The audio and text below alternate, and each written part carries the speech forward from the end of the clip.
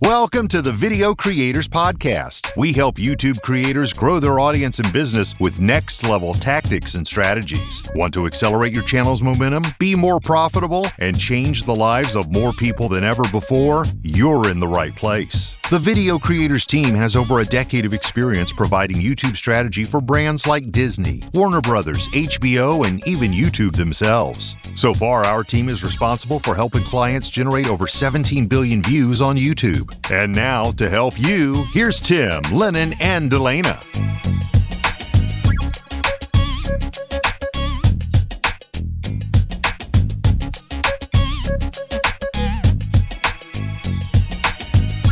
Hello, creators. How are you guys? It's great to hang out with you again for another Video Creators Podcast episode like we do here every Monday on Apple Podcasts, Spotify, YouTube, wherever you listen to your podcast. It's great to hang out with you and help you grow your YouTube channel, your business around that audience that you're growing so you can reach more people and change their lives with the message that you're spreading and the business that you're growing. And today we want to start by changing your life. I have an amazing guest here whose information is one of the top I go to in this industry. His name is Jonathan Katz, and he has been someone that I go to on a regular basis when I'm like, I need legal advice, I need contract reviews, I need hey, what's going on in terms of the business stuff on YouTube. This guy has represented top creators in almost every niche on YouTube for more than 6 years. He's co-founded Clamor Summit for creators. It's an annual invite-only professional development event for top YouTube creators. He co-founded the Internet Creators Guild with a lot of top creators. If I remember right, it also included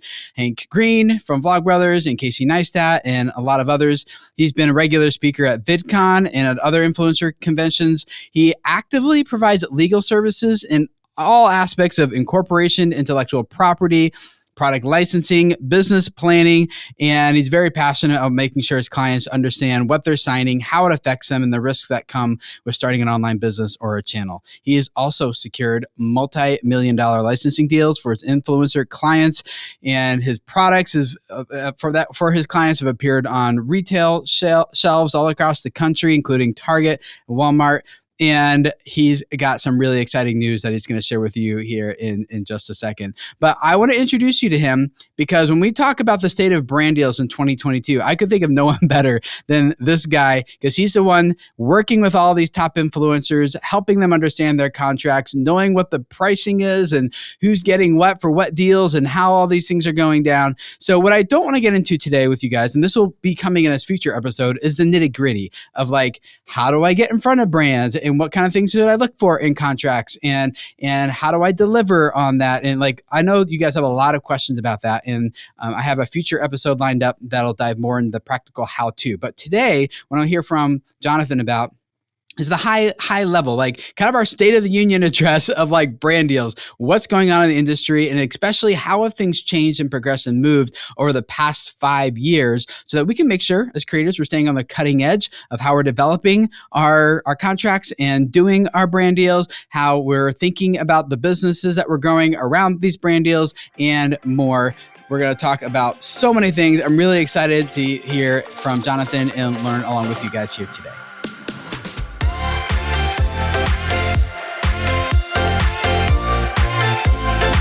Before we dive in, though, I want to introduce you to the people hanging out with me. Jonathan, good to have you.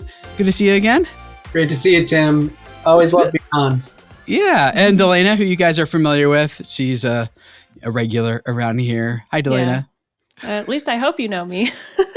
Yeah, you guys. Unless you've never watched the podcast before. If it's your first time, welcome. Yeah, Delana is my co-host, COO here at Video Creators, and also one of the YouTube strategists that works with our clients.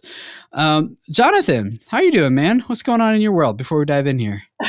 Well, I just, my wife and I just had a baby girl, which is... Congratulations. So cool. Belle is our second. Her older sister, Gabby, was really excited to meet her. I have to remind her that this is not a doll. This is very excited to have Michelle in her lap and have moments with that. And it's very nice. We're glad to meet. Oh, man. That's so cool. And when you say just had a baby, are we talking yesterday? Or are we talking we were last week, so it's only mildly insane that I'm, dressed and competent for a podcast right now. And awake, really, It's honestly. basically yesterday is what I'm taking from that. Yeah, what do you don't see the bassinet just off camera. And I don't hear any crying. So that's amazing. Are you impressive. at home? Is the baby home? Yes, and it's funny. I miss the city. So my office is in Greenwich Village in New York, but since COVID, we just really stopped going in. And at some point, I'll probably get rid of it. But it's a hard thing to let go of. Yeah. Well, we hear some baby crying in the background. We're all gonna stop and go, "Oh, that's so cute." Absolutely. Delana, how are you doing? What's going on in your world? Oh man, I told you last time that I had my first personal training session. Yeah. And I am so sore. I am like miserable right now. What are you doing? I gotta know. What are you doing? What am I doing? What's your workout? What is it, like high intensity interval training? Is it? Oh no, I can't do high intensity stuff because of like some other health issues I have. But it's a lot of strength training. Strength training right now. But I say a lot, and I just had my first session. So as much as we did in that session, and he's still got more for me to do in my routine. Oh, man. She lifts, brah. She lifts. I know. Man. A couple more episodes from now, she's going to be like in an XXL maybe, and muscles in places I don't even have places. Yeah, me and my little like 2-pound weights over here. Oh man, we built a gym when we finally like shut down the office, and we were like, okay, well, if we're gonna work from home, we at least need to have a gym during COVID. So we bought ourselves a squat rack and a bunch of kettlebells, and I started the Marvel movies over from the beginnings. Oh wow. Disney Plus, and I turn one on and I watch an hour while I work out, and it's nice because they're kind of mindless, and I don't have to pay too close attention. But it's all these people who are looking super jacked, and they're fighting for their lives, and I find that motivating. It's like, that's awesome. Come on, do the burpees, Jonathan. Like, what if Loki's coming after you? Exactly. You're like, how do they all have bulletproof spandex? Oh my God. When you watch them all in a row, you're like, oh, these people, all these superheroes have the same costume designer. Yeah, exactly. Well, I'm venturing into a new area. Last month was our highest electric bill ever. Really? And we have quite a bunch of roof space that is in direct sunlight. So, and I've heard some good reports from friends of mine, even my father-in-law, he like sells his energy back to the grid. And I'm like, I could get, what? Is this a business opportunity here? Oh, it's huge right now because the costs have come way down. I mean, other than the microchip shortage, we just put solar on within the past year. Really? Oh, we might have to have another conversation then. Not here. But I'm looking into it, getting people coming out, getting quotes. And I'm like, this could work, actually. But now I'm like, should I? We have a client who does a lot of solar. That's how it kind of got me turned on to this. And then I started investigating more. We have a client who does a lot of solar stuff and wind energy thing. I'm like, ooh, I could find, like, maybe I should get like one of these wind things instead that you just mount anywhere on your property, no moving parts. And I'm like, that could be, but then like they're still in pre-production still. I'm like, You have a swimming pool? We do have a swimming pool. Okay, you got to look into, I mean, this gets super nerdy, but like, do you know who Matt Farrell is actually? That's who I'm talking about. Oh yeah. Yeah, I'm pretty sure. Let me go check. Matt, Undecided with Matt Farrell. Undecided with Matt Farrell. Yeah, that's what I'm talking about. Everybody should go check out his stuff. His videos are fantastic. But anyway, I've been talking to him and some other people since we've been doing the solar thing, and like, there's so much weird like sustainable energy technology, like heat pumps, but also this thing with pool heating. I think the Weiss Life do this. It's basically you have these black pipes that run pump, and then run in the air, and the sun heats up the black pipe.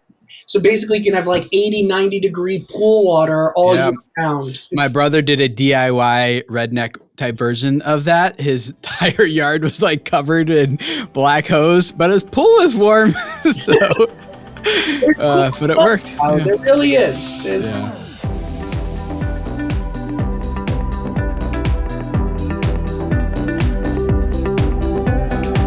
Jonathan, about 5 years ago, there's this report came out, and I know you didn't write it. I know you had some things to do with this. The State of the Brand Deal. It's published June 1st, 2017 by Internet Creators Guild. And what you guys did is you interviewed and surveyed a lot of creators and about how are brand deals working in your business? How are you struggling with them? Kind of like in the State of the Brand Deal.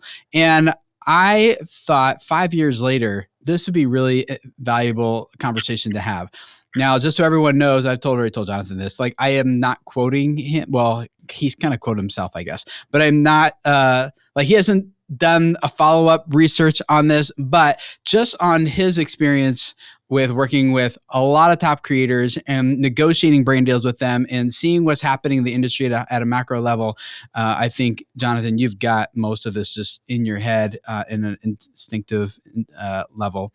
So let's start at like a high level, first of all. From your perspective, just like how is the world of brand deals changing, especially over the past 5 years? And I kind of want to leave it open for you to just kind of be like, here's what comes to mind for me first. Here's how it's changing over the 5 years. Yeah, it's funny. It reminds me that I should dig more into this research because you're right. Like these deals come across my desk all day long, and I see certain trends, but I don't necessarily I haven't synergized that into any kind of a report like we did back 5 years ago. If I were to think of the top three things that have changed, number one, the number of brands and the kinds of companies and product verticals that have entered into the brand deal making space has massively increased, right? It used to be that there were certain product categories that were happy to do deals with creators, the toy industry being one that I interacted with a lot. Yeah. But then other verticals, maybe there wasn't as much, deal making going on. Certain verticals like makeup, which used to be huge, have actually declined. I think that's partially due to COVID and people wearing less makeup, and also the massive fragmentation of the makeup space during due to a combination of drama and less viewership and blah, blah, blah, blah, blah. So yeah, I think that way more companies have come into the space, and the handful of those that used to be the biggest spenders have, I think, the top of that has come down a little bit. Interesting. The second thing is that I particularly feel like there's just been a massive influx of cheap deals, which usually I think in the past, companies just wouldn't get out of bed for a deal that was $1,000, but with the rise of TikTok, the ability to do these 30-second TikTok deals which is so similar to other kind of product endorsement commercial 30-second commercials. I think it's the price point came down, and the accessibility and predictability of what a brand deal is in short form content suddenly made a lot of companies that would have been reluctant to get into this space dip their toes in it because it was way more accessible. And then the third thing I would say that I think is just really interesting is creators talking a lot more about the opportunity cost around doing brand deals, because there are so many other ways to monetize your following that for some creators it's not worth dropping a brand deal in the middle of a video and Right. running the risk that they're going to lose some of that audience retention because the dollars aren't meaningful enough.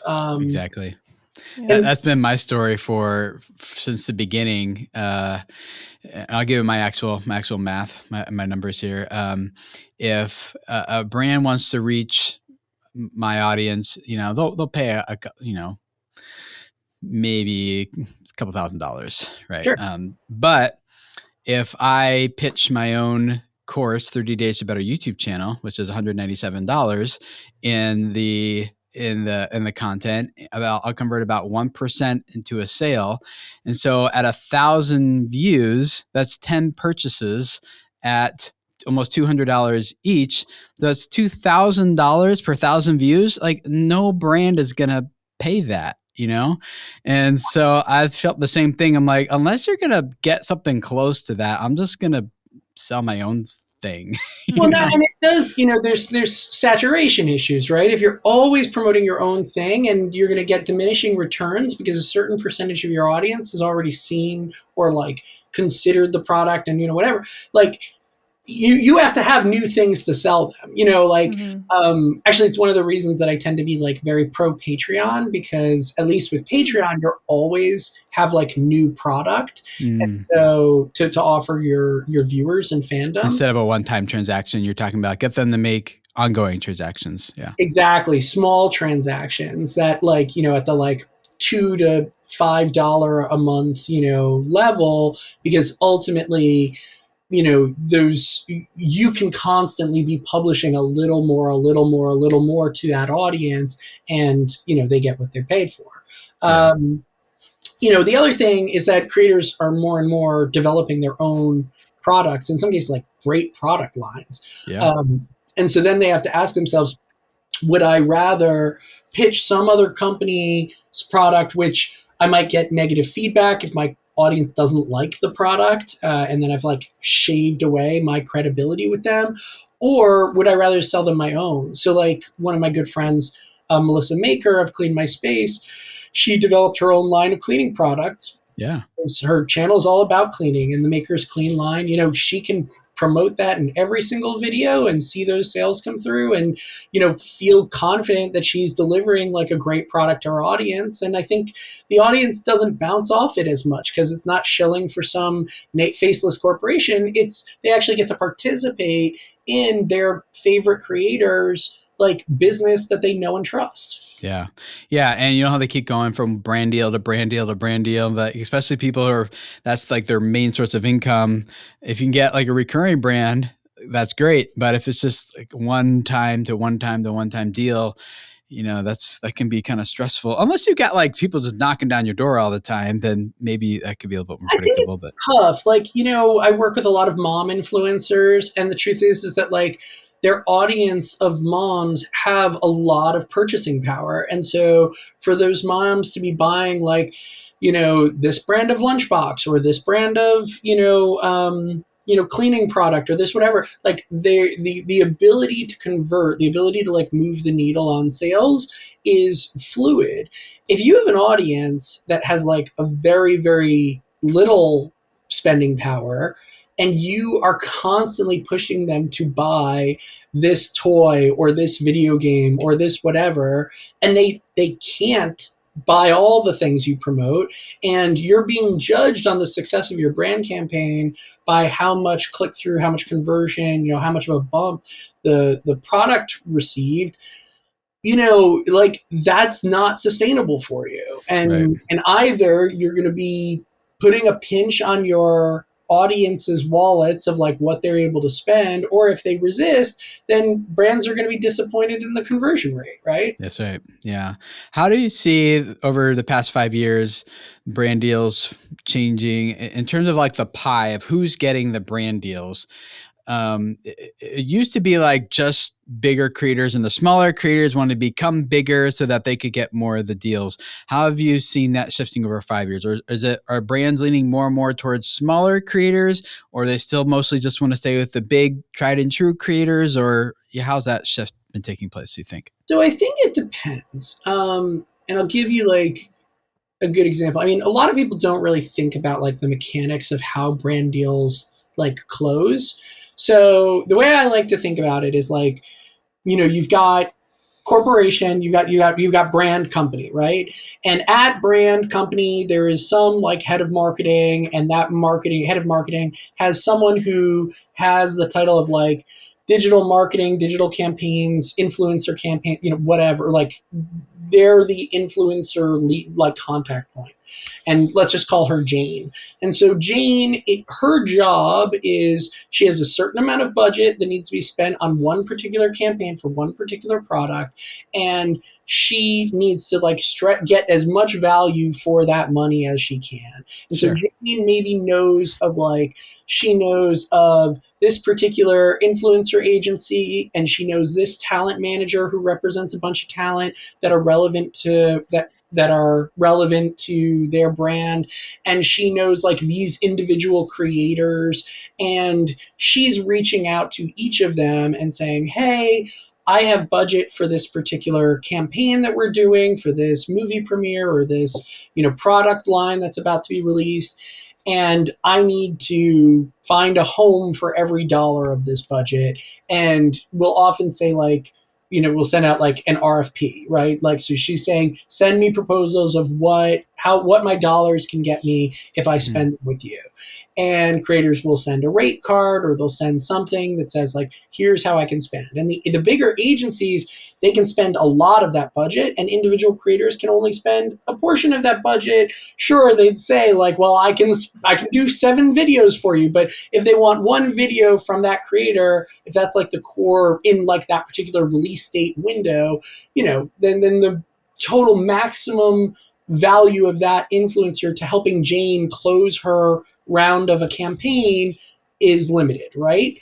And so historically, for Jane, one huge creator like takes a lot of work off her plate, right? Yeah, just one person to manage and everything. Yeah. Exactly. So let's say she has $1 million of spend, and she's like, okay, well, this one creator, I'm going to drop $100,000 on, because, they generate views worth that. And we can talk about like the earnings curve, because there is some really interesting stuff there. So getting a few big creators takes a big chunk of that budget spend off her plate, and then she works with a bunch of agencies, which will usually pick, or networks or what have you, which will provide her with like a package of like, hey, these 10 creators who match your brand, they'll cost this for the bundle. And then she might go back and say, strike that one and strike that one. We don't want to work with those two. And then they'll go back and forth, and they'll get a package price for that. And in the case of, talent managers, it's the same thing, except, the talent managers, their value is in negotiating up, whereas the agency's value is negotiating down. Right. And so they'll go back and forth. I know a number of Janes at brands that will not work with talent who have managers, because the more back and forth, the time spent going back and forth, gets more costly. Is costly and like not worthwhile. I have, and like, look, not for nothing, but like Jane wants to get good value, and less represented creators tend to negotiate less, less on their deals and work cheaper. And so like, and this isn't secrets. So the whole value a manager puts out there is, I will upsell your deals. And sure, that might work, but it also can like, there can be deals that are just lost. And for a lot of creators, that's worth the exchange. And finally, so Jane is going through, she's got these agencies, she's got these individual creators, check. Campaign is complete, send it back to my head of marketing for approval. Approval is granted. Deploy the capital, deploy the cash to the various sources, receive the deliverables, et cetera, et cetera. So that's the process. And so what is different today? I'm sorry if this has been a little long-winded. No, it's good. What is the difference today from like 5 years ago? First of all, there are way more competent Janes out there. There's way more. That's going to be my next question. Yeah. Yeah, there's way more, young influencer marketing executives who have 5-10 years of experience doing this, just didn't exist 5 years ago, who, now are like, okay, well, I can sort through and assess these different channels and who's good and who's not, like, much faster. And there's bigger pools of money, there's bigger budgets, right? And so like, if I'm the head of marketing and my CEO has told me that they believe in influencer marketing and they want $1 million to be spent on influencers for a particular campaign, as the head of marketing, like, my job is now I've got to go find where to deploy that money. And so I need to hire analysts or, executives, marketers, whatever you want to call them. I need to hire people who can go do that for me. I think that work used to be a lot harder. I also think there's a lot more software solutions. I'm not going to name them because I don't love any. Yeah, You have one that you particularly. I don't. No, I was like, I feel your gut on that. That's weird. To I don't say want that, to. but you know what I'm saying? Like, I'll take that I literally. don't want to give them airtime because I don't necessarily Yeah. think that them are particularly great, but they exist, and there are a lot of them, and people are using them to the extent that they are useful, and I think that that's interesting, right? I think Yeah. that there's all kinds of sites out there right now. That people can use to identify creators of a particular age demo, of a particular geography, of a particular thing, and maybe they're dubious in value, but they are making it all more accessible for the Janes of the world. Yeah. So is Jane looking for different things now than she was 5 years ago? Because 5 years ago was all about views and how many views you're getting, and you would charge by the view. My perception is that has changed very drastically since then. So I work with a lot of Janes, and I don't want to get myself in trouble. But my experience with marketers in general, is that they are lazy. They do not want to spend time analyzing individual creators. They do not want to spend time, like they are going to, and also they lie through their teeth. They are going to put together a report at the end of the campaign, and they are going to just bundle together all of the brand deal, like all of the campaign influencers together into like big piles of numbers and present their head of marketing and be like, look at all these numbers that we got. Look at how fantastic this is. And when the marketer turns around and says, were all those views in our sales region? That's the nightmare for Jane. She doesn't want to be asked like what percentage of those views were in the United States, which is the only place you can buy our product, right? Like that's like, and generally the head of marketing doesn't want to know that the campaign they just did was a terrible spend. So generally those kinds of conversations happen at the beginning where they're like, okay, for this campaign, I need influencers who have 80+% of their audience in the United States. Actually, that's not usually the way it works. Generally, and I find this really interesting, generally the way Janes talk about geography is that they're paying you only for your US audience. So what I'll see in some of the brand deal negotiations, which I find funny, is that they'll say, here is our rate. Here is the rate at which we pay out. What is your percentage of your audience that's in the US? They'll ask that up front. And then they consider when they pay you, they don't pay you based on your total viewership. They pay you on the percentage of your constant viewership.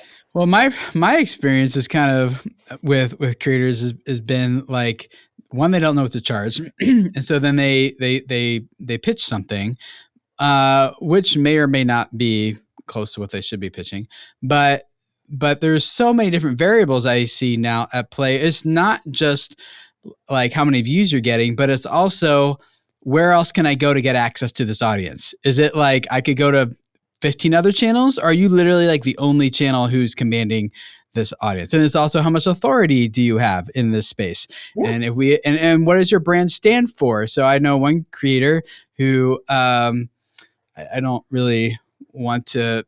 I want to be careful here, but their family situation is such that brands want to be associated with that type of family dynamic and not like a different family dynamic. So they'll pay a lot more to be associated with that family than another equivalent family, even with better stats. So there's so many other variables here that it doesn't feel to me like it's just views anymore. It's like views, but also a lot of other things. But you've got to think about, and this is the thing I'm always begging my clients. I don't want to say that they need to empathize with the person coming with brand deals, because that person is happy to just, to pay them as little as humanly possible. But Jane has objectives, right? So for example, you brought up families. And so I work with, a fair number of family vloggers and mom influencers. And one of the things that I find really interesting in those conversations is that, a Jane that we're talking to will straight up tell me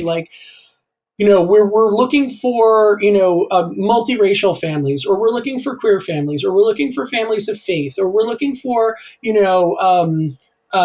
families, where they have like grandparents at home. So I think that the interesting question about, the Janes of the world as they're trying to please their heads of marketing and they're trying to like look at these pools of influencers is that there's way more kinds of influencers to work with, and there's way more influencers who are like brand deal ready, right? Who are like prepared to, like have a quote, and even if that quote is low, and I hear some of my clients in my ear of like, don't settle for less than you deserve. But the truth is that for certain creators, they would rather maximize the deal flow rather than get every additional dollar out of a brand, right? Sure. Yeah. And develop a reputation for themselves as being like easy to work with and affordable,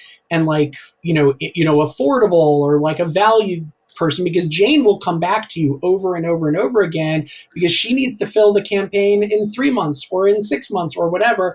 And if you are part of her value proposition that she's selling back to her head of marketing, you have a lot of utility for her. That's right. Well, when you look at some of your clients' overall income and revenue, is again the pie chart, are brand deals taking up more and more of the pie? Or are they getting smaller and smaller as they diversify more in their own products and own things that they're selling? Or do you think it's stayed about the same over the past 5 years?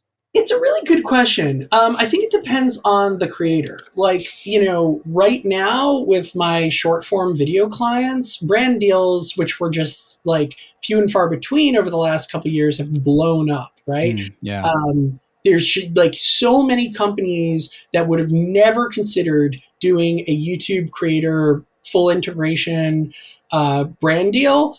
They are happy to drop $1,000 here, $500 there, $2,000, to on a 30-second or 60-second TikTok, brand deal. And it has become so much more accessible to work with in shorts. However, I am very skeptical that will last. Interesting. Generally, my experience with these TikTok brand deals, and I sign off on a lot of them, I find the conversion rates to be abysmally low. Like conversion rate in terms for the brand that's paying? Yeah. So like the conversion of the audience to seeing what the brand is making sales, even right. clicking through, I find it's incredibly low. People who are scrolling through shorts, they're not stopping to click a link. They're not stopping for and they often don't have trust and a relationship established with the creator either, because it's just like a one-time hit of that one video and then they're on to the next thing. Absolutely. A lot of the time, I say this about TikTokers and shorts creators a lot. I think it's an incredible way for unknown people to be discovered and like to develop a following and an audience. But I think that the intimacy and like the affinity that the audience has for them is really, really small. And that the only kind of value of that following is if you can then convert it to some form of long form engagement. But even if someone subscribed watching a YouTube short, and I don't want to get too off track here, especially Delana could probably talk about this all day long with the clients work those. We have one client, Delana does, has a short that went to 100 million views on YouTube. And do you happen to know like how much that converted into anything beyond that one short for them in terms of subscribers or anything? They gained a good amount of subscribers from it actually, but the caveat with that is that video told a deep part of their story, and so it was like a very relational thing. Intimate. Yeah, and so they've had a few Most TikToks. shorts don't do that. They've had a few TikToks that they've brought over to shorts that have done exactly that. And so a lot of people, because they had the short that kind of teased, I don't want to say too much in case, but it teased something that they also had in their long form content. And so that subscriber conversion kind of actually turned out pretty well for them. But that's not usually the case. And then, so. Sure. I mean, I'll just throw expand out too there. much on it, but I'm love the Shark Family. I recommend everybody go check out the YouTube channel Shark Family Singers. They brought their shorts over from TikTok and were able to build a big following. And I hadn't really seen that translate to their long form. They dropped an Encanto video. They primed the pump of that subscriber audience and letting YouTube know people are interested. When they dropped the Encanto video, I think it did 30 million views, and that was long form. And so, you know, bring this full circle back to brand. Yeah, you think it's going to go away? Will the brand deals remain for along with the virality on TikTok? And my feeling is that there's a ton of Janes at these companies who are like, hey, TikTok is really hot right now. I want to show my influencer savvy, so I'm pitching up to my head of marketing that I can get a lot of value and a lot of big numbers. Remember, when you look at that report, it's about the numbers, and they're like, look at the huge numbers of views I got from this TikTok campaign, and those numbers look great. Except once you scratch below the surface and you see the conversion rates were incredibly low, you see that the affinity and the actual brand awareness value was really weak because the audience doesn't feel attached to the shorts creator. And again, I know some incredibly talented shorts creators who, if they were to transition to long form, their audience would develop a real attachment and they'd have that brand loyalty with. But I would say for 95% of shorts content creators, it's just not there. And so the brands are going to do their deals, and they're going to do a spray and pray strategy where they're doing lots and lots of placement across creators, which is a lot of work for these Janes, which is why there's a lot of these TikTok agencies that are, because it's easier if you can sell them a bundle, right? Yeah. So that's my reason. How do you see that things changing over the past 5 years, where it used to be that creators were they had to be careful about how many brand integrations they did, because they would get labeled as sellouts and your audience could, leave you, and there'd be some backlash if you did too many brand deals. Do you still feel like that's true today? Or you're people are used to it, the audience is conditioned, and you can just do as many brand deals as you want and they don't care? I think the audience is pretty well conditioned for the creators that they have a parasocial relationship with. I think that the ones where there is that strong affinity, it doesn't cost you that much to stick a brand deal in there. That said, I think it's more true for some verticals than others. Like when gaming creators are dropping G Fuel, brand deal after brand deal, you kind of know that that's who's paying for the gaming content to be promoted. When you have an educator or an engineer who then interrupts a serious subject matter to promote, Squarespace. It can be a little, it can be a little off-putting. It can be and I think maybe certain audiences are more sensitive to that than others. I know that there is a lot more sensitivity around brand deals featuring kids. That's your more hot button subject matter. I remember when prank channels used to get huge volumes of brand deals, and prank channels are toxic now. Yeah, I know. Stay away from those. Yeah, a lot of bad press on some of those. So I think that it's just everything is getting more sophisticated. In the context of, if you guys watched Matt Pat's State of the Union from a few months ago, State of the YouTube Creator. Is that the same thing he gave at VidSummit, that same presentation? I don't know about the one at VidSummit, but he published to his channel. It was just a video of state of the creator economy. And one of the primary themes of it was the maturing, that the kinds of people who consume a lot of YouTube are in their 30s now and are buying homes for the first time and are like, or solar panels. and so all of a sudden that audience has a lot of purchase power. And so I think the brand deal ecosystem is growing with that. Yeah. How do you see brands and creators are primarily finding each other now? In the report from 5 years ago, 75% of creators said that brands were reaching out to them directly. Would you say that's still accurate? Has that number gone up or gone down since then? I think it's gone. I think it's still accurate, especially the more niche, the more I see people being reached out to directly. What drives me crazy as a lawyer is how often my clients get contacted over like Instagram and Twitter for brand deals, and it's like, how are they going to CC me on that? Like, you know, like, come on, let's move this to email, like a bunch of grown-up professionals, and like my client is not agreeing. My client is not going to receive a contract from you via Instagram. So, yeah, I see a lot of DMing. The other thing that I find kind of interesting about where these deals are coming from is I think a lot of brands are hiring agencies or PR teams to do their influencer campaigns. And so I see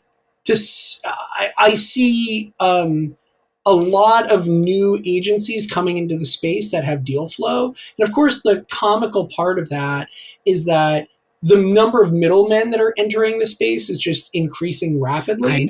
Yeah. And each one is taking 10 to 20 out of the and deal. Not really providing a whole lot of extra value, really, it seems to me. But what my clients always say is I'd rather get 80% of something rather than, 100% of nothing, right? And the absurd thing is you'll get some companies, like, not to call them out, but like I've seen some absurd General Mills influencer like brand deals for like $150,000 for a single video that wasn't going to get a crazy amount of viewership. But I suspect that even that deal passed through the hands of 5 or 6 different agencies before it landed in front of my client. But if you're dealing in tens or if not like $100 million in toward behind a campaign, again, it's about finding a home for those dollars. And if the job of the Jane at the top of that pyramid is I just need this money deployed, and I don't care what commissioning costs are getting paid down the line to make that happen, so be it, right? Yeah. Well, if we're going to boil all this down to the state of brand deals in 2022, would you say overall there's more opportunity now for creators to make money doing brand deals, or is there less opportunity now for creators to make brand deals? Or if you want to say it depends, I'll let you do it. It depends, but as a lawyer, I always say it. I know. You add words, I got to hire people like you to interpret for me. Yep. I find I'm inclined to say that there's more opportunity just because there's so many more companies willing to spend dollars on influencers now than ever before. And I couldn't be happier to be chipping away at those TV commercial budgets that I think are totally worthless. But that said, I also think that there's a lot more opportunity with the volume of Janes in the space increasing.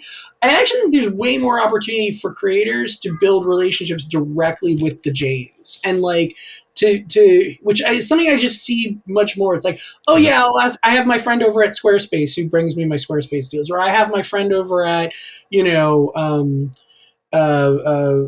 Chef, or whatever. Like, I find that those sorts of, there's way more people in the influencer executive role or influencer marketing role who can have rapport with content creators. And I think that that's a real big improvement in the ecosystem. Yeah, I agree. I would rather take less money if I haven't done a brand deal in probably like a year and a half or 2 years or something. But when in other similar situations, I would rather build the relationship with the person rather than just get the one-time deal, because if I build a relationship and it works out well, then it's easier for me to work with that person again. But more importantly, in my experience, not everyone stays at the same job for their entire lives, right? No. And they go on and they do other things, they get promoted, and now they're doing something else. And that's been invaluable for me with relationships I've built with a lot of different people at YouTube, for example. Some get promoted in YouTube, others leave YouTube and go someplace else, and those relationships continue. And it's been more beneficial for both of us that way. So I'm more interested in building relationships than I am in just getting a deal. Yeah, I agree. And I think that it's, again, the more people think of this as like the brand deal ecosystem as like a problem solving exercise, the better. Like generally I have a kind of negative attitude about the talent managers who inject themselves into these things as like pit bulls of like, oh, I'm going to negotiate and be a tough, like blah, blah, blah for you. And it's like, okay, but the creator is not building a brand with that marketer, which is ultimately like the relationship the marketer values, is not the like hardball negotiation they're having with some manager about some influencer they've never interacted with. Like, whereas if they can feel like they're connected, and then what I do as an attorney is I say, look, you interact with the brand, and then when it comes time to negotiation, like CC me in, and then put the blame on me. Go, oh, I really want to get this deal done, but my jerk of a lawyer, he's like saying, having that middleman can protect the relationship a lot. I love having someone else who can go to bat for me and push back and stuff too, and protect my relationship. And that's why the creator has to protect their own relationship with the brand, and they need people that they can put the blame on. Yeah.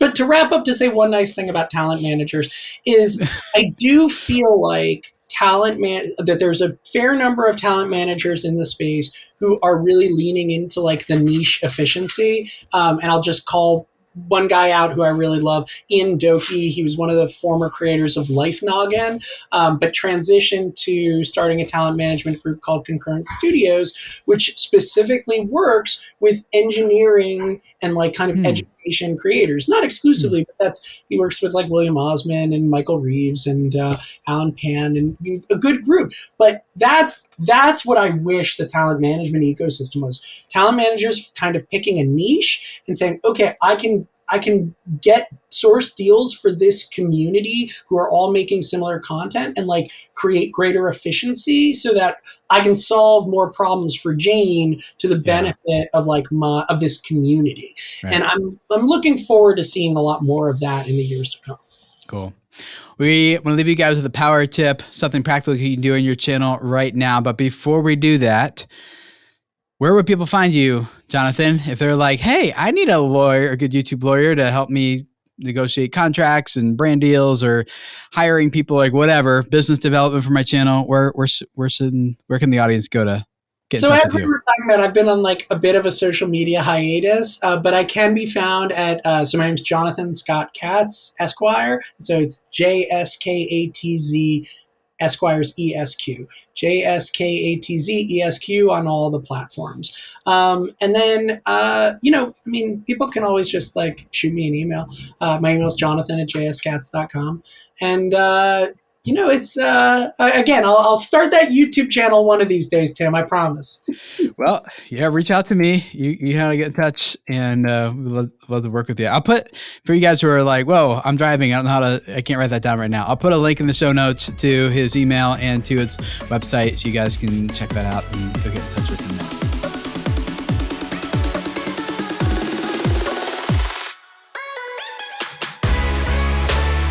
For our power tip, before we let you go, Jonathan, what is one thing that you would recommend to creators that they can do practically right now to better position themselves to work with brands in the future? So, when it comes to like deals that I've seen like go off the rails, the number one conflict is around revisions and reshoots. And so, do yourself like a huge favor when you're negotiating or like working things through with a brand. Be proactive about sharing your ideas or like treatments of like what it is that you're going to produce for the project. get that out front, and in your contract negotiation, make sure that you put in a line that there will be no revisions or reshoots or changes if your deliverable is consistent with that treatment. Because sometimes a brand doesn't really know what they want, and they're happy for you to produce something and then decide after the fact, no, we want something else. And so I've seen creators be like really protective of their ideas, and it's like, dude, you're going to do the same ad read or the same video concept that you've done 100 times before, and even if you do have like a unique twist on it, that Jane doesn't care enough to like take that idea and give it to someone else. It's not unique and special. I was at a wedding. It was like 5 or 6 years ago. We were doing a brand deal on our family's channel, and everything was locked in, ready to publish. And it was like the day before supposed to publish, and the brand changed their mind on something and wanted us to reshoot some stuff and still publish it on time the next day. And I'm like, I'm at my brother-in-law's wedding. I'm not even in the same state anymore. I can't do that. And it was a really big stressful thing for us. And so it was a nightmare. So I learned that the hard way. It is brutal. You gotta have, some creators I know, they're just like, we can skip the treatment, we can skip no, you gotta put what you're gonna produce in writing, have them produce it, and agree that so long as what you wrote in that treatment is what appears in the video, there's no revisions. Because once you get into the process of having to reshoot or even like re-edit things, all of a sudden the value of that brand deal declines. I know, the money's not worth it anymore, even from just a stressful, emotional standpoint. Yeah. Well, thank you for hanging out with us, Jonathan. Really appreciate your insights. Rest of you guys, go check them out. Link in the show notes. And we will see you guys again next week for another Video Creators Podcast episode. See you guys then.